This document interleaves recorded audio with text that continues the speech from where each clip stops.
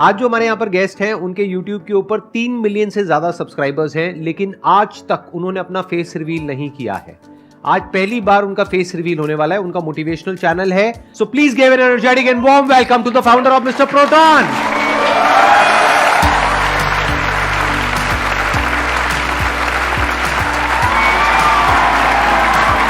अरे अरे गले पे प्लीज बैठिए। सर मैं 2016 में आपका सेशन हुआ था, फंडू फंडास नाम की आपकी एक सीरीज़ थी, उसमें मैं एज अ ऑडियंस आया था, बैठा हुआ था 2016 अच्छा। में। हाँ, और मैं पीछे पीछे बैठा हुआ था। मैं सोच रहा था मेरा नंबर आ जाए कैसे भी करके क्वेश्चन पूछने में या आपसे बात करने में, लेकिन अगर मैं वहाँ से निकल करके यहाँ पर आ सकता हूँ तो इस दुनिया में कोई भी कुछ भी कर सकता है। बहुत बढ़िया। आपने अपना ये चैनल कब शुरू किया था? कौन से साल में शुरू किया था? 2016 में ही किया था। आपका सेशन देखा। कहाँ से आई है मोटिवेशन अपना चैनल शुरू करने की, स्पेशली एक मोटिवेशनल चैनल? आपको 2014 से मैं फॉलो कर रहा हूँ। ठीक है। मैं 10th क्लास में था उस टाइम। सर का लास्ट लाइफ चेंजिंग सेमिनार जो था वो आया था यूट्यूब के ऊपर, तो उसको मैंने देखा था। मैंने कहा यार क्या बंदा है ये, मतलब खतरनाक है, स्टेज पे फायर लगा देता है पूरी तरीके से। मतलब ऐसा बंदा मैंने पहले कभी नहीं देखा था। मैंने कहा मोटिवेट होना है तो इनसे होना है और इनके जैसा बनना है। तो फिर मैंने सर की अडेप्टेशन लेना स्टार्ट कर दिया। सर जैसे बोलते थे वैसे हाथों को हिलाना, ऐसे कॉफ़ी पीते हैं तो भी ऐसे करते हैं सर। तो सर की जितनी भी चीज़ें वो अडेप्ट कर ली और 10th क्लास में सर से मोटिवेट होकर के 90% से ज़्यादा स्कोर किया 10th में। उसके बाद सर मैं 11th में आया। 11th के अंदर हमारी स्कूल में असेंबली होती थी, प्रार्थना सभा। उसके अंदर सबको अलग अलग टास्क दिए जाते थे कि ये कविता बोलेगा, ये मोटिवेशनल स्पीच बोलेगा, ये गीत गाएगा। तो मेरा हमेशा से था कि मैं मोटिवेशनल स्पीच दूंगा। तो मैं आपका सेशन घर से देख करके जाता था, सेम टू सेम डिट्टो जा करके कॉपी। अरे वाह। और कैसा रिस्पॉन्स आता था? रिस्पॉन्स अच्छा, बढ़िया। खतरनाक सर, खतरनाक। एक बार बताता हूँ आपको। हाँ, हमारे प्रिंसिपल थे, उनको तालियों से दिक्कत थी। वो बोलते थे ऐसे तालियां बजाते हो तो मच्छर या जो भी जीव होते हैं मरते हैं, बोलते थे। अहिंसा के मेरे सेशन में तो पता नहीं कितने मर जाते हैं। तो उन्होंने कहा कि तालियां नहीं बजानी है, अगर अप्रिशिएशन करना है तो ऐसे फूल ऐसे बरसा दो हाथों से। अच्छा, मैंने क्या फूल? ऐसे ऐसे फूल बना करके ऐसे बरसा दो। अच्छा, बस ऐसे ऐसे कर दो। ऐसे ऐसे कर दो। ठीक है। तो मुझे ये बात पसंद नहीं आई। मैंने कहा यार इसको चेंज करना पड़ेगा। और प्रिंसिपल सबके सामने बैठे थे और मैं घर से स्पीच आपकी देख करके रेडी करके गया और सबके सामने जाकर मैंने कहा कि आज मैं पत्थरों में जान फूंकने वाला हूँ। जैसे ही सेशन खत्म हुआ, मैं स्पीच खत्म हुई, तालियों से गड़गड़ाहट शुरू और प्रिंसिपल हैरान ऐसे कि ये क्या कर दिया इसने। फिर लास्ट में मुझे वहाँ पर इतने अवार्ड्स मिले स्पीकिंग के, वो सारे आपकी वजह से। क्या बात है, आई एम सो ग्लैड। आप रहने वाले कहाँ के हो? कहाँ से आपने अपनी पढ़ाई पूरी करी? राजस्थान से हूँ मैं, चूरू से। जब आपने अपना चैनल शुरू किया तब आपकी एज कितनी थी? एज आई थिंक 2016 में किया था। अभी मेरी एज 24 साल है, तो 6 साल माइनस कर लो, मतलब 18 साल। उसके बाद मैंने सोचा कि एक मिस्टीरियस चैनल बनाते हैं जिसके अंदर मिस्टीरियस तो चीज़ें होंगी, जैसे जो रहस्यमय चीज़ें होती हैं, लेकिन उनमें भी पॉजिटिविटी ढूंढेंगे। तो मैंने स्टार्टिंग में नाम रखा था मिस्टर, जो मिस्टीरियस का MY होता है, MYSTER, मिस्टर वो रखा था। फिर प्रोटॉन रखा था ताकि ये मिस्ट्री आ जाए और प्रोटॉन आ जाए, यानी मिस्टीरियस चीज़ों में पॉजिटिव चीज़ें, क्योंकि प्रोटॉन पॉजिटिवली चार्ज पार्टिकल होता है। तो इस तरीके से मिस्टर प्रोटॉन रखा। उसके बाद मैंने मिस्टीरियस उस पर डालना स्टार्ट किया, वीडियोज़ डाली, नहीं चली। उसके बाद मैंने सोचा कि संदीप, आपने एक बात बताई थी कि आप जिस चीज़ में ज़्यादा अच्छे हो, जिस चीज़ में आपसे बेटर कोई नहीं कर सकता, आप अपने फील्ड के पक्के खिलाड़ी हो, उस चीज़ को अगर आप करोगे तो आपको सक्सेस ज़रूर मिलेगी। फिर मैंने सोचा यार मैंने ऐसा क्या किया अपनी लाइफ में जिससे मैं सफल हुआ हूँ या जो भी कुछ हूँ मैं उसकी वजह से। मैंने सोचा स्टडीज़। तो मैंने क्या किया, एज इट इज़ जो चीज़ें मैं फॉलो करता था अपनी पढ़ाई में, वो कि वो वीडियो में एज अ वीडियो बना दी और सारी चीज़ें में वो वीडियो डालते ही वीडियो में एक दिन में 1 मिलियन व्यूज़ आ गए उसमें। एक दिन में 1 मिलियन? और क्या नाम था उस वीडियो का? उस video secret study tips to score highest in every exam. वो कौन से ईयर की बात है? वो बात है 2017 की। फिर उसके बाद में आपने और वीडियोस डाली होंगी, तो प्रॉपर इनकम आनी कब शुरू हुई आपको यूट्यूब से? उससे पहले सर एक घटना और हो गई थी। उससे पहले ये हो गया था, वो वीडियो जब चली ना, मेरी वायरल हुई, तो मेरे सब्सक्राइबर्स इतने मतलब रैपिडली बढ़ने लगे। सडनली एक दिन सुबह उठता हूँ, यूट्यूब से मेल आता है कि your channel has been terminated. फिर मैंने YouTube को मेल करना स्टार्ट किया। अब YouTube इतनी बड़ी कंपनी है, सबके मेल्स तो पर्सनली चेक हो नहीं सकते, बोट्स होते हैं। तो वो जैसे ही अपन मेल करते हैं 1 सेकंड में रिप्लाई आ जाता है। तो मुझे पता था ये बोट रिप्लाई कर रहा है, तो मैंने 3 महीनों तक लगातार यूट्यूब को मेल किए और फाइनली एक दिन मैं बैठा हुआ था, मेल कर ही रहा था सुबह से, अचानक से उस दिन टाइम लगा थोड़ा मेल का रिप्लाई आने में, लेकिन उस दिन आया कि हमने आपका चैनल चेक किया, कोई प्रॉब्लम नहीं है, हम आपको वापस से इसको रीइनिशिएट करते हैं चैनल को। अच्छा, उसके बाद में क्या आपका जो सक्सेस का ग्राफ है वो ऐसा रहा या फिर अप फिर डाउन फिर अप फिर डाउन, कैसे चला आपका यूट्यूब का करियर? स्टार्टिंग में तो एकदम अप जाता है, उसके बाद डाउन भी आते हैं, वापस से अप जाते हैं। ये जिंदगी है, ये कभी ऐसे नहीं चलती, ऐसे चलती है, हमेशा अप डाउन आते रहते हैं। उसके बाद सर 2019 के अंदर मेरे साथ एक ट्रेजेडी हुई। दिवाली का दिन था और मेरे मतलब स्लिप डिस्क हो गई थी, जो बैकबोन में फ्रैक्चर होता है वो हो गया था। तो उसकी वजह से मैं चल नहीं पा रहा था, उठ नहीं पा रहा था, बैठ नहीं पा रहा, सब में दिक्कत होती है उसमें। फिर मैंने उस पर रिसर्च करना स्टार्ट किया प्रॉपर। मैंने कहा ये कैसे होती है, इसको ठीक कैसे किया जाता है। फिर मैं उसके डीप में गया, मैंने कहा स्लिप डिस्क की ये एक्सरसाइज होती है, वो एक्सरसाइजेज मैंने करनी स्टार्ट करी और धीरे धीरे मुझे इंप्रूवमेंट दिखनी स्टार्ट हुई और 1 महीने के अंदर मैं वापस से चलने लगा, वापस से बैक टू नॉर्मल लाइफ। उसके बाद स्लिप डिस्क होने के बाद 2020 में स्लिप डिस्क वापस से आती है पहले से मेजर फॉर्म में। बहुत ज़्यादा पेन होता था, वो पेन होने की वजह से मैं रात को सो नहीं पाता था। फिर मैं रात को लगातार 3-4 दिनों तक मुझे नींद नहीं आई। मैं पूरी रात ऐसे देखता रहता था ऊपर छत की सीलिंग की तरफ कि नींद कब आएगी, और वो पेन होता रहता था। इधर भी नहीं मुड़ सकते, इधर भी नहीं मुड़ सकते, ऐसे करके इतना पेन। वो पेन होने की वजह से स्लीप साइकिल डिस्टर्ब हो गया और स्लीप साइकिल डिस्टर्ब होने के बाद लगातार 1-2 हफ्तों तक मैं बिना नींद के रहा और मुझे इंसोम्निया हो गया था। फिर मुझे थॉट्स आने लगे, सुसाइडल थॉट्स, जो कि मैं मोटिवेट करता था लोगों को और मुझे ही सुसाइडल थॉट्स आने लगे। और मुझे लगा कि यार मतलब ये जो पेन अभी मैं सहन कर रहा हूँ, इससे अच्छा तो वो ख़त्म कर देना है सब कुछ, ऐसा लगने लगा। और फिर अंदर से आता यार नहीं यार, तुझे ऐसा नहीं करना है, तू कुछ करके जाएगा, ऐसे इतनी आसानी से इतनी नहीं जाना तुम्हें।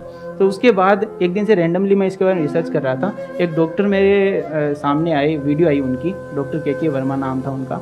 उनकी वीडियो आई, उन्होंने डिप्रेशन के कुछ सिम्टम्स बताए थे। उन्होंने कहा कि डिप्रेशन में नींद नहीं आती है, हर चीज़ में इंटरेस्ट खत्म हो जाता है, सुसाइडल थॉट्स आते हैं, ऐसे ऐसे करके। तो मुझे वो सिम्टम्स मैच करे सारे के सारे। फिर मैंने उन डॉक्टर को कॉल किया।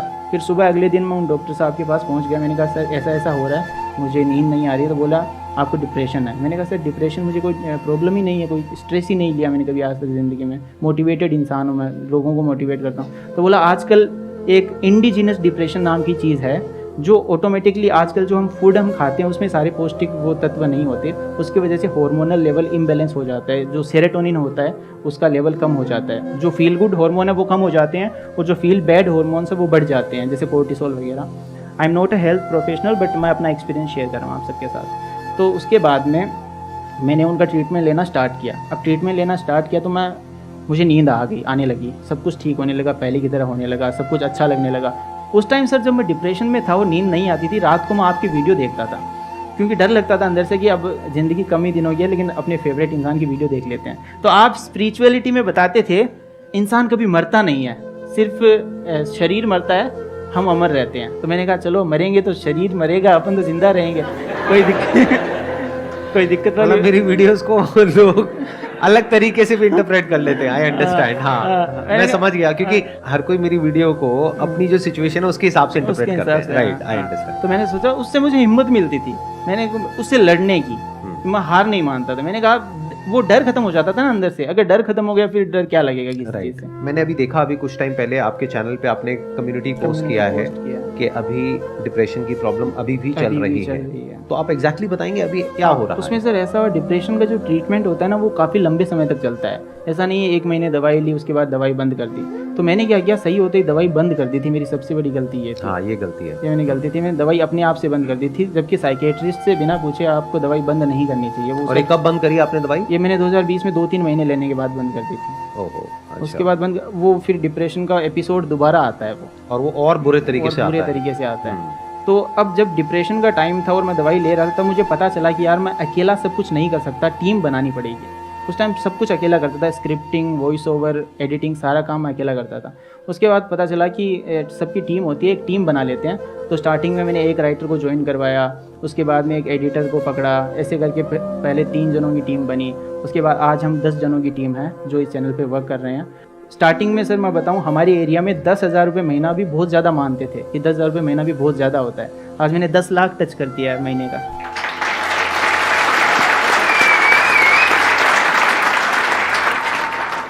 आपने सीटी बजाई, मैं आपको बता देता हूँ, वो 10 लाख रुपए इनको मिला है, आपको नहीं मिला है। हाँ। मैं एक चीज़ में विश्वास करता हूँ, the show must go on. चाहे हम चले जाएं, हम ना रहें, लेकिन शो चलते रहना चाहिए, शो नहीं रुकना चाहिए। तो मैंने क्या किया, मैंने कहा अपन प्रोटॉन है, इलेक्ट्रॉन को ले आते हैं, ठीक है। तो मैंने प्रोटॉन की जगह फिर इलेक्ट्रॉन, एक वॉइस ओवर आर्टिस्ट हैं, दिल्ली के ही हैं, उनको मैंने पहले, अब आवाज़ भी ऐसी होनी चाहिए जो लोगों को पसंद आए, ऐसे लोग नकार दें ऐसी आवाज़ भी नहीं होनी चाहिए। तो मैंने बहुत रिसर्च करी, फिर उनकी आवाज़ में पॉजिटिविटी मुझे मिली, तो मैंने उनको अप्रोच किया। मैंने कहा मैं प्रोटॉन हूँ, आप मेरे भाई बन जाइए और बोलिए कि मैं हूँ मिस्टर प्रोटॉन का भाई, mister electron, so let's begin. अब मेरी वीडियो की शुरुआत हमेशा ऐसे होती है, तो दोस्तों मेरा नाम है mister proton, so let's begin, ऐसे स्टार्ट होती है।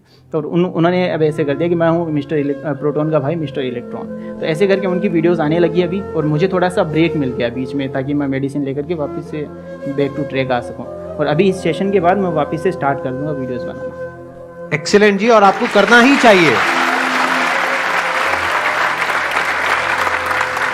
मैं आपको बस इतना कह सकता हूँ, अपनी लाइफ का जो भी मेरा एक्सपीरियंस है, मेरी एज आपसे ज़्यादा है। आपकी एज कितनी है? 24 है आपकी एज, मेरी 42 है।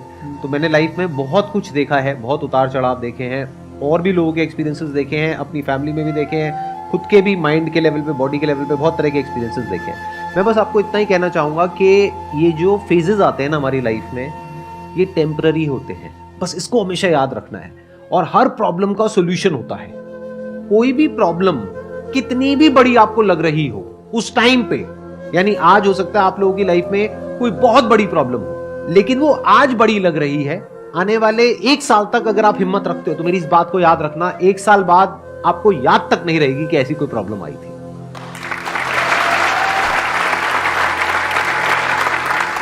होता क्या है कि जब हम एक प्रॉब्लम में होते हैं, क्योंकि आपका फेस देख करके, आपकी आंखें देख करके मैं आइडिया लगा सकता हूं कि इस वक्त आप कितने पेन में हैं, और उसके बाद भी आप लड़ रहे हैं। तो मैं आपको बस ये कह सकता हूं, क्योंकि अब हम फेस टू फेस बैठे हैं, आप मेरी वीडियो नहीं देख रहे हो, तो मैं आपकी आंखों में आंखें डाल करके ये बोल सकता हूं, मैं झूठ नहीं बोल रहा, सच बोल रहा हूं, कि ये जो फेज है ये टेम्पररी है, निकल जाएगा।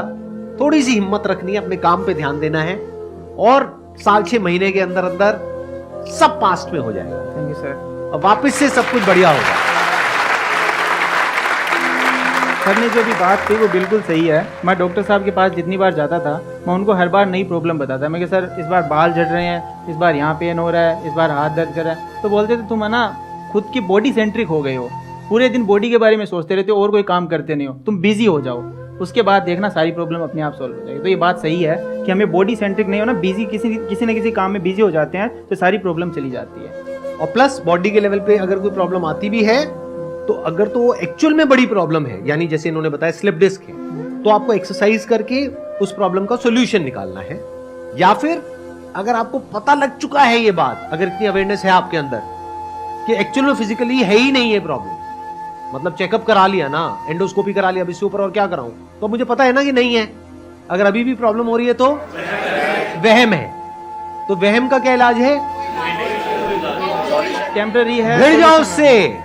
जैसे एक वहम होता है बड़ा ही कॉमन, बचपन में मुझे होता था, आपको भी होता होगा, अभी भी शायद कुछ लोगों को होता होगा। जब घर में कभी ऐसा होता है कि कोई नहीं होता और रात का वक्त होता है और आप सीढ़ियों से नीचे उतर रहे होते हो, तो ऐसा लगता है कि पीछे कोई है। ऐसा होता है नहीं होता है? और आप तेज उतरने लग जाते हो।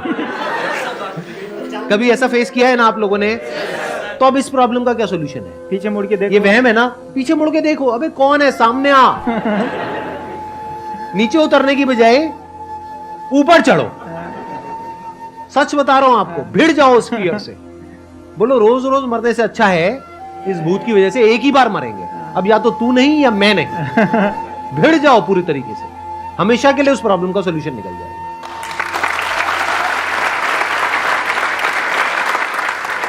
थैंक यू सो मच अपनी ये स्टोरी आप यहाँ पर शेयर करने के लिए और इतना खुल करके दिल से सबके साथ में बात करने के लिए। और थैंक यू सर मेरा सपना पूरा करने के लिए आपसे मिलने का। अरे मोस्ट वेलकम जी, मोस्ट वेलकम।